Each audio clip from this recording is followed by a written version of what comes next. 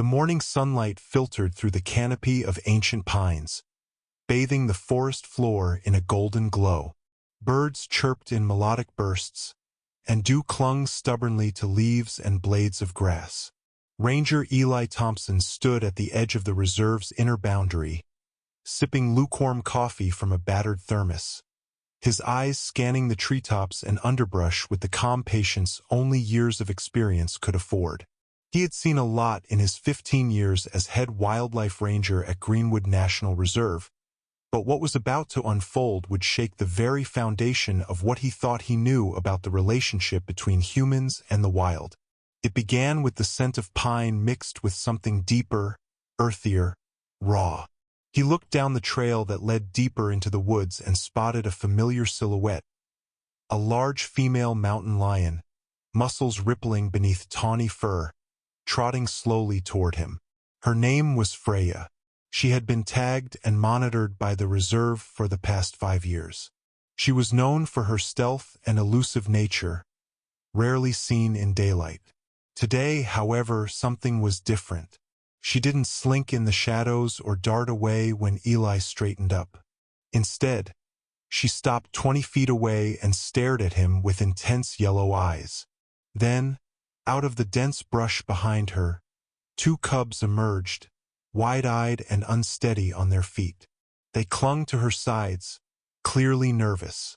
Eli didn't move, didn't speak. His instincts screamed caution, but his curiosity rooted him to the spot. Then something astonishing happened. Freya took another step forward, then another, stopping only 5 feet from Eli. Her breathing was heavy, and there was a deep cut along her flank, still bleeding slowly. She made a low, guttural sound, not aggressive, not warning, but pleading. Her eyes never left Eli's. One of the cubs mewed softly, pressing against her injured side. That's when Eli understood. She had brought her cubs to him for help. Without breaking eye contact, Eli slowly crouched, setting down his thermos and extending his hands palms up. He spoke in low tones, soothing and steady. Freya watched, her muscles taut, but she didn't move to attack. Instead, she slumped to the ground with a soft grunt. The cubs mewed in protest, circling her. The cut looked serious, possibly from a fight with another predator or a misstep on jagged rocks. Either way, Freya was in no condition to protect her young. But she had chosen not to abandon them. She had brought them to the only being she believed could help. Eli radioed the wildlife medical team, speaking in hushed tones as if afraid his voice might shatter the fragile trust that had been offered. The response was swift. Within 15 minutes, Dr. Lila Monroe and her team arrived with medical kits and tranquilizer equipment. But when they approached, Freya let out a warning growl. Eli raised a hand, motioning them to stop. He knelt beside Freya and looked into her eyes. "We're going to help you," he whispered. Then he looked at Lila and nodded.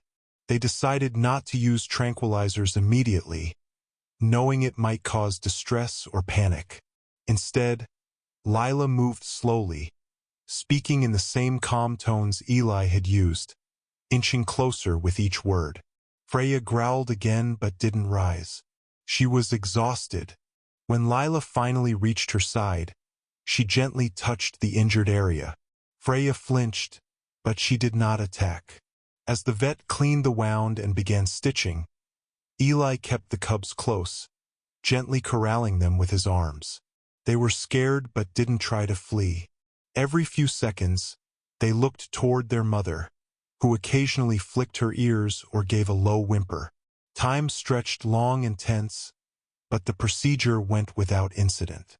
After nearly an hour, the worst was over. Freya was bandaged and breathing easier. The team withdrew, leaving Eli alone with the lioness and her cubs. He expected her to retreat back into the forest. Instead, Freya lay her head on the ground and closed her eyes. The cubs, sensing the moment was safe, curled up beside her. Eli sat nearby, watching in awe. Over the next several days, the staff set up discreet observation points. Freya remained near the ranger station, allowing Eli to leave food and water without protest. Each time he approached, she would lift her head, watch him with those steady yellow eyes, and let him get close. She never growled. She never lunged.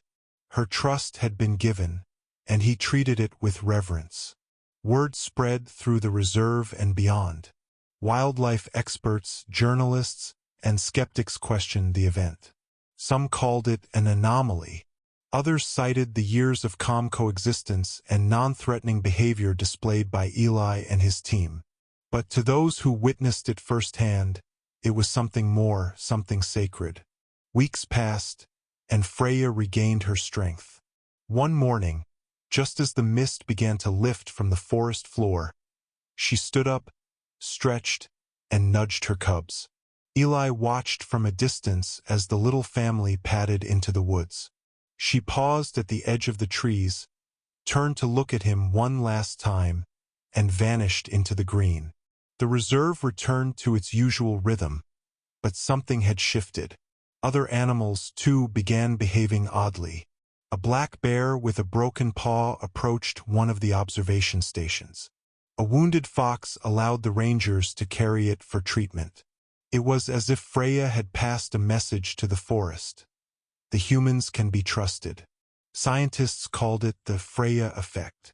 Documentaries were made, research papers published, but no one could explain it fully. There was no data that could quantify why a top predator would entrust her vulnerable young to a human. Yet it had happened.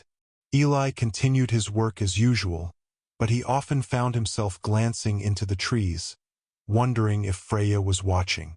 Sometimes he thought he saw movement, golden fur darting through the shadows, but it always disappeared too fast to be sure. 1 year later, nearly to the day, Freya returned. This time she was not injured. Her body was lean and strong, and her cubs, now older, flanked her on either side. She didn't approach as closely as before, but she stood at the edge of the trees long enough for Eli to see them. Healthy, thriving, wild. She didn't stay long. Just a moment of recognition, a silent exchange, and then she was gone again. For Eli, it was all the proof he needed. Predators do not give their trust easily. In their world, vulnerability means death. But Freya had seen something in him, in humanity, that gave her pause. Maybe it was the way he respected the forest, how he never intruded or threatened. Maybe it was the calm in his voice or the steadiness of his presence. Whatever it was, it had been enough, and that trust had changed everything. Years later, when Eli retired, he was asked at a wildlife symposium about his most important lesson learned in the field. He thought for a moment, then said, "Animals remember kindness. They don't speak our language, but they understand intent. If you respect them, they'll show you things that defy logic." One day, a mountain lion walked out of the woods and laid her life, and the lives of her children, at my feet. I still don't know why she chose me, but I do know that once trust is given in the wild, it's one of the rarest gifts you'll ever receive. That story was told and retold. But those who were there remembered it not just as a tale of one lioness and a ranger, but as a moment when the line between man and beast blurred, when nature, in all her wildness, extended a hand in the form of a paw and found a human willing to reach back.